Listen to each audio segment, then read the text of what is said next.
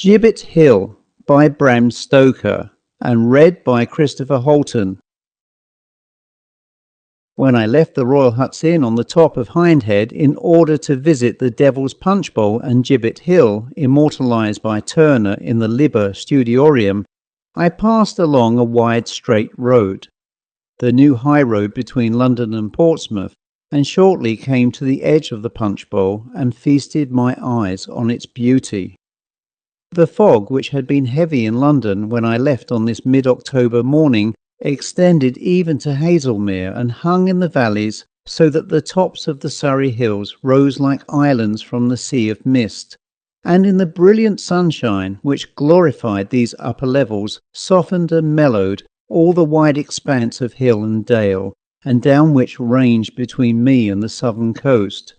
The hill gave steeply on all sides save the northwest, where the circular valley opened to the plain below.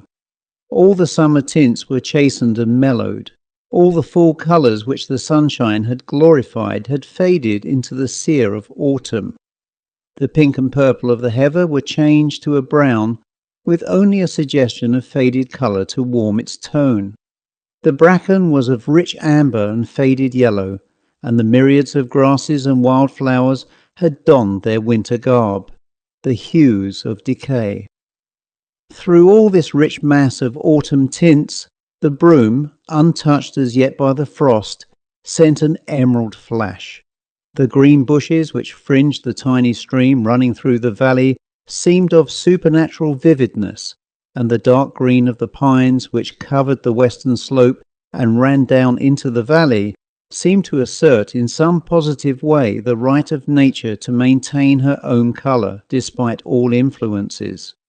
Away to the north and west, past the spurs and shoulders of the hill, the woods and valleys, the copses and villages and hills and ridges ranged in endless succession, and it was after a long pause that I turned from drinking in the beauty of the scene with my heart full of the power and majesty and purifying influence of nature's beauty.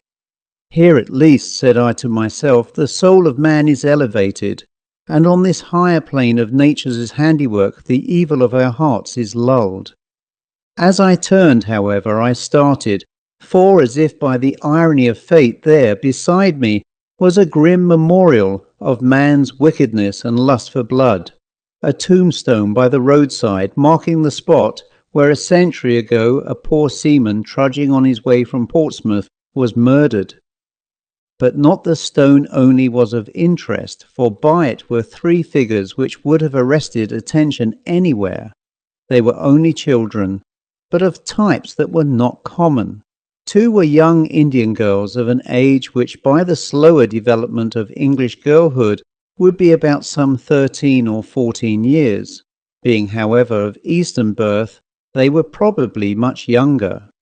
They stood one on each side of the memorial stone, looking almost like heraldic supporters, as each with a slim brown hand resting on an elbow of the stone, leaned her face on the hand while looking at me gravely with long, dark, fathomless eyes. They were both very pretty of their type, and their slim, girlish figures were draped in black of some shimmering material, made in a half-Eastern fashion, with a wide belt of the stuff around the waist, and some kind of dark material wound around the head and acting as a headgear. The third of the group was a little boy of some 10 years old, with hair of spun gold, eyes like blue porcelain, and a winning smile on his rosy face. One might designate him indifferently a Cupid or an angel. He was dressed in a dark blood-coloured tunic. For a few seconds I stood looking at this group, they regarding me steadfastly without the slightest movement. Then I spoke to them, making some remark about the beauty of the scene. One of the girls said, tapping the stone with her hand as she spoke, "Can you tell us anything about this stone, sir? We are strangers." "I am a stranger here myself, but I think we will find it here," I answered, as I proceeded to read the inscription, which is on both sides of the stone. When I read of the word murder, they all three looked at each other and then at me and shuddered, and, strange to say, followed the shudder with a smile. I thought they might be frightened, and I hastened to add, "But you need not let this disturb you. It all happened 100 years ago, when the country was very different from what it is now," one of the girls said in a low voice, whose tones were peculiarly penetrating. "I hope not, I trust not." And the little boy looked up at me with a laugh and said, "I suppose if there were a murder now, someone would be stuck up on Gibbet Hill."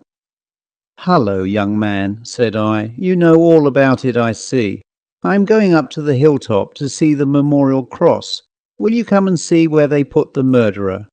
"With pleasure," he said, with an air of almost supernatural gravity, lifting his cap in acknowledgment of my invitation. The girls bowed too, and we all moved up the hill together. As we went, I noticed that the boy had one of his hands tightly clenched. "What have you got there?" I asked of him. "These," he said, opening his hand and showing me a crumpled mass of great earthworms, wriggling in their sudden freedom. "I love worms," he went on. "See, they wriggle so, and you can pull them out long." And he illustrated the latter fact. "Poor worms," said I. "Why not let them go? They would much rather be on the ground." "Shan't," was his only reply, as he shoved them into the folds of his tunic. There were a lot of persons at the cross when we reached the top of Gibbet Hill, besides abundant evidence of recent visitors in the shape of eggshells and pieces of newspaper, for the cross is a favourite picnicking spot. Amongst the strangers, my fancy was chiefly taken by a lady and gentleman whom I dubbed the honeymoon couple. I soon became so absorbed by the lovely view which lay stretched before me, a wilderness of rising hilltops with green woods and rich valleys, that I quite forgot my young companions. I went to the edge of the steep hill and sat down, looking eastwards, and lost myself in the beauty of the scene. Presently I remembered my young companions and looked around for them, but they had quite disappeared. There was not a sight of them anywhere around. My departure from London had been early, and the walk from Haslemere in the blazing October sun a little fatiguing. So, after a while, when I had been all around the summit of the head, and had, so to speak, boxed the scenic compass, I took my way to a deep shady grove of hazel and beech with tall pines rising over all, one of those dense copses that creep up from the valley, throwing jagged spikes of greenery up the slopes of the hill. Here there was the very perfection of autumn fullness. The undergrowth grew luxuriantly under the shelter of the clustering pines. The brown of the bark and the bluish bloom of the foliage of the pines, as one gazed into the half-dim aisles between them, the sweet aromatic odour which they exhaled, the sleepy silence accentuated only by the hum of nature's myriad vitalities, the soft rich grass, whose summer greenery stood untouched as yet in this sheltered dell, all invited to repose.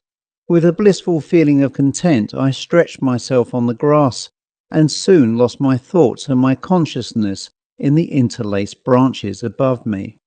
How long I slept I know not, but it must have been a good while, for I felt thoroughly refreshed as to brain, and with that half-aching sense of cramped muscles which comes after a long period of unchanged attitude.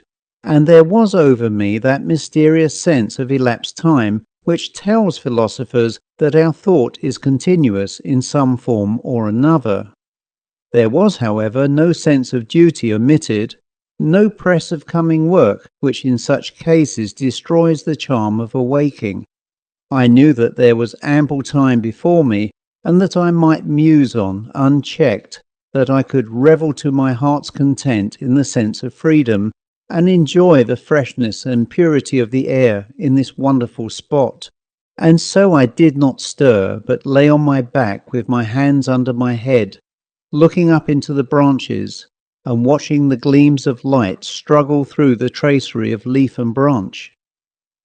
I thought of many things in that luxurious, half-dreamy way which belongs to the leisure of an habitually busy man, taking up a thread of thought and dropping it again, swaying between general and particular ideas, in always realizing that greatest of pleasures, intellectual laisser-aller. There was in the air the same faint hum of varied sounds which had at the first lulled me to sleep. But somehow the volume was richer than before, more full and satisfying to the ear, and with a special significance, as if not only all nature was speaking, but that there was some one voice amongst the myriad more potent than the rest. I listened with a growing interest, and the sound seemed to take a more definite place amongst nature's harmonies. It was not as if it grew in loudness, but merely as if the vibrations accumulated, coming in waves more quickly than they could die away. Gradually all the other noises seemed to die away, and I heard only this one sound. It seemed to be closer and closer as I began to distinguish more clearly, until I shortly came to the conclusion that its source was separated from me by only some score of yards. Then I began to be able to analyse it a little. In general effect it was like a sort of musical muffled corncrake, a corncrake in a whisper, but with some subtle prevailing sweetness which seemed of almost irresistible attraction. Presently I raised my head from amongst the bracken where I lay, and looked whence the sound proceeded. There, to my surprise, in an open dell where the light fell through a break in the trees, were grouped the children whom I had seen. The two girls were seated, and between them the little boy stood up. One of the girls held in her left hand something which looked like a set of Pandean pipes, made of thin canes, but slightly thicker than wheaten straws. Across this she drew something attached to the fingers of the right hand, which made the base of the strange corncrake sound. The other girl held a shell with strings across it which she touched lightly, and the boy had a sort of reed flute, which gave forth a peculiarly long sweet note, but which blended in the mass of music. Then the girls joined in a sort of monotonous chant of strange sweetness, but very, very faint. They were all three looking well to one side of me. By and by the girls stood up. They all turned slightly, and I could see that they were evidently turning slowly in a complete circle, as though seeking in every direction around them. As they began to face my direction, I sank down again into the bracken so that they might not see me, for the affair began to absorb my interest. I took care, however, to peep through the fronds of the bracken and see all that went on. A very short time elapsed before my attention was diverted, and in not the most pleasant of ways. Hearing a stir and rustle among the dead leaves beside me, I looked round and almost jumped to my feet, for there close by, and approaching closer, was a large snake of the blindworm species. It came straight towards me and actually passed over my feet. I did not stir, and it went on, heeding me no more than if I had been a log of wood, and wriggled away towards the group in the sunlit glade. It was evidently attracted by the strange weird music, and as this was my first actual experience of serpent charming, my interest grew, and I watched the little party more closely than before. They went on with their music, and the snake approached closer and closer, till at the feet of the fair-haired child it stopped, and curling itself into a spiral, raised its head and began to hiss. The boy looked down, and the girls turned their eyes towards him, but the music did not stop for a moment. On the contrary, it grew something quicker. Then the snake twined itself around the child's ankle and began to climb its way up his body, wriggling round and round his leg and thigh, and up, till at last it crawled along the arm that held the flute. Then suddenly the music stopped. The two girls stood up, and the boy stretched out his arm with the snake wound around it, with his hand stretched out wide open, the palm upwards. The snake remained perfectly still, as if transformed into stone. Then the girls took hands and circled slowly around the boy, uttering a low, whispering, mysterious chant, something the same as the earlier one, but this time in decrescendo as compared with the former crescendo and in a minor key. This went on for quite 2 or 3 minutes. The boy remained perfectly still, with his arm extended and his blue eyes fixed on the snake. Then the latter raised its head slightly and seemed to follow with it the movements of the circling girls. They continued their slow movement round and round, the snake's movements being more and more pronounced with each revolution, till presently it was boldly turning like the automatic motion of a firework around the boy's arm. Gradually the motion of the girls got slower, and that of the snake correspondingly less, till presently the girls' movement and the low crooning music, which had never stopped, died away altogether, and the snake hung, a dead mass as limp as a piece of string, across the boy's hand. The boy never moved, but the girls let go each other's hands, and one of them, who had stopped just in front of the boy, took the snake by head and tail, and seemed to gently pull it out straight. When she let it go, it lay across the boy's hand as stiff as a piece of wood. There was something uncanny about this which recalled to me recollections of a man whom I had once seen in a cataleptic fit, and whose body retained any position into which it was put, no matter how grotesque or how uncomfortable or strained. The snake seemed to be under some similar condition, and with strange curiosity I awaited the next development. The boy continued impassive, his hand still stretched out and the snake resting across it. The girl stood a little in front of and on either side of him, so that the outstretched hand was midway between them. Then began some questioning between them in a language which I presumed to be some form of Indian, but which I did not understand. Both voices were sweet, with a peculiar penetrating power, but one of them I seemed instinctively to fear, although it was the sweeter and softer of the two. Somehow, and the idea was quite spontaneous, it seemed to suggest murder.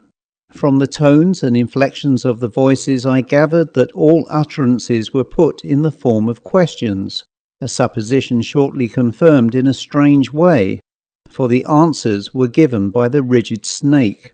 When each girl in turn had had her say, and they suggested positive and negative in their tones, the snake would slowly turn around like the needle in a compass and point its head to either one. The sweeter voice seemed to be the positive, and the other the negative in the inquiry. And in all the earlier questions, the snake, after turning slowly around, remained with its head towards the negative. This first seemed to disturb and then annoy the positive inquirer, and her voice grew more deadly sweet and penetrating, until it made me shudder. Then she seemed to get more and more enraged, for her eyes gleamed with a dark, unholy light, and at the last came her question in a keen, thrilling whisper. For answer, the snake then spun round quicker and quicker, and suddenly came to a dead stop in front of the other girl. The disappointed one gave one fierce, short, sharp sound like a dog's bark, whilst a look of deadly malice swept over her face, and then passed away, leaving it as serene as before. At the same instant the rigidity of the snake collapsed, and it hung for an instant as limp as before, and then slipped to the ground, and lay there all in a heap without motion, as if dead. The boy started as though from sleep to waking, and began to laugh. The girls joined in the cachinnation, and in an instant the glade, which had seemed so weird, grew instinct with laughter, as the children chased each other into the recesses of the wood and disappeared from view. Then I rose up from the bracken where I lay. I could hardly believe my eyes, and thought that I must have been sleeping, and have dreamt it all. But there lay the seemingly dead snake before me, as a palpable evidence that I had beheld a reality. The sun was far in the west when I had finished my stroll through the laneways and copses upon the Whitley side of Hind Head, and found myself once more at its highest point on Gibbet Hill. The place was now deserted. The picnickers had all gone home, the pony traps and donkeys and parties of school children had disappeared, and nothing remained of the day's visitation but the usual increase in old newspapers and broken eggshells. As the light was just beginning to fade and the air to grow a shade colder, the sense of loneliness was more than ever marked. But I had come from the midst of the hum and turmoil of the city to enjoy this very loneliness, and its luxury was to me unspeakable. Down in the valleys the mist still lay dim and fleecy white, and from it the hilltops rose dark and grim. A belt of cloud fringed the whole horizon, and above it stretched a sea of sulphur yellow, flecked here and there with little clouds of white which, swimming high above the level of the hill, caught the last splendours of the sun, now obscured by the horizon. 1 or 2 stars began to twinkle through the darkening sky, and a stillness that seemed sentient stole up through the valley and reached to where I sat. Then the air grew colder, and the silence became perfect. The stars swam out into the sky, which had now a darker blue, and a soft light fell on the scene. I sat on and drank in the wondrous beauty in which I was immersed. Weariness of mind and body seemed of the dim past, and as if they could never again be other than a sad memory. In such moments a man seems almost to be born again, and to have every faculty renewed to the full. I leaned with my back against the great stone cross, and putting my hands behind me, clasped my arms around its back, so as to change my position and be able to enjoy more fully the luxury of rest. Suddenly, without a word of warning, each hand was grasped from behind and held tight in a pair of hands, thin and warm but so strong that I could make no movement, and at the same time a scarf or shawl of some light, fleecy but thick material was thrown over my face and drawn tightly from behind, holding my head close to the stone. So pinioned and gagged, I could neither move nor speak, and had perforce to await the coming events. Then my hands were tied with a string put around the wrists and drawn tight, so that I was fixed more firmly than before. I could hear no sound, and took it for granted that I was being prepared for robbery. I was alone, far away from everyone, and in the hands of men stronger than I was myself, and so resigned myself to the situation as well as I could, secretly thankful that I had only a small sum of money with me.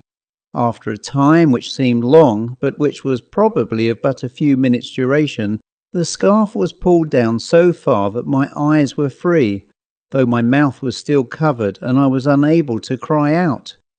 For a few moments I was too much surprised even to think as strange what I saw before me. Instead of burly footpads with rude manner and coarse force, there were the 3 children who had arrested my attention earlier in the day. They stood before me perfectly still and silent for a little while, their eyes being the only features which expressed either consciousness or interest of any kind. 2 of them, the boy and 1 girl, then smiled on me with an amused superiority, whilst the other, she who in the glade had exhibited such anger, smiled with a deadly cold hate which, bound as I was, made me shudder. This latter then approached me closer, the others remaining quite still and looking on with their superior amused smile. She took from her waist, where it was concealed in the folds of her dress, a long, sharp dagger, thin, double-edged and lethal-looking. This she proceeded to flourish before me with extraordinary dexterity and rapidity. Half the time its keen edge actually touched my skin, and the contact made me wince. Anon she would dart towards my eyes till I could feel its cold point actually touching my eyeballs. Then she would as if hurl herself at me with the point of the deadly weapon directed to my heart, but would stop just as it seemed that my last moment had come. This went on for a little while, but short though it was, it seemed endless. I felt a cold chill, a strange numbness growing over me. My heart seemed to get cold and weak, colder and colder, weaker and weaker still, till at length my eyes closed. I tried to open them, succeeded, tried again, failed, succeeded, failed, and at length consciousness passed away from me. The last thing I remember seeing with my waking eyes was the gleam of the long knife in the starlight as it moved in the young girl's dexterous play. The last sound I heard was a low laugh from all three of the children. The voice in my ears was dim and distant, but it gradually grew louder, and the spoken words became intelligible. Wake up, man, you will get your death of cold. Cold, the word struck home, for there was at my heart a numbness and a chill as of death. My consciousness struggled back into existence, and I opened my eyes. It was now much brighter, for a great yellow moon had arisen, and the common was flooded with its light. Beside me were two persons whom at once I recognized as the honeymoon couple of earlier in the day. The man was bending over me and was shaking me roughly by the shoulder, whilst the lady stood by, looking on anxiously with her hands clasped. "He is not dead, George, is he?" I heard her say. The answer came, "No, thank goodness. He must have fallen asleep. It is a mercy that you had the inspiration to come out to see the moonlight view from here. He might have died of cold. See, the ground is white with the hoarfrost already. Wake up, man, wake up and come away." "My heart," I murmured, "my heart," for it was icy cold. The man looked more serious and said to his wife, "Bella, this may be serious. Could you run back to the hotel and send someone if necessary? It may be that his heart is affected." "Certainly, dear. Shall I go at once?" "Wait a minute first." He leant over me again. The past was coming back to me quickly, and I asked him, "Did you see anywhere some children, 2 Indian girls and a fair-haired boy?" "Yes, hours and hours ago as they went down the London road on a tricycle. They were laughing, and we thought them the prettiest and happiest children we had ever seen. But why?" My heart, I cried out again, for there was a coldness which seemed to numb me. The man put his hand over my heart, but quickly tore it away again with a cry of terror. "What is it, George? What is it?" almost shrieked the lady, for his action was so sudden and unexpected that it thoroughly frightened her. He stood back and she clung frightened to his arm as a large blindworm wriggled itself out from my bosom, fell on the ground, and glided away down the hillside into the copse below. The end.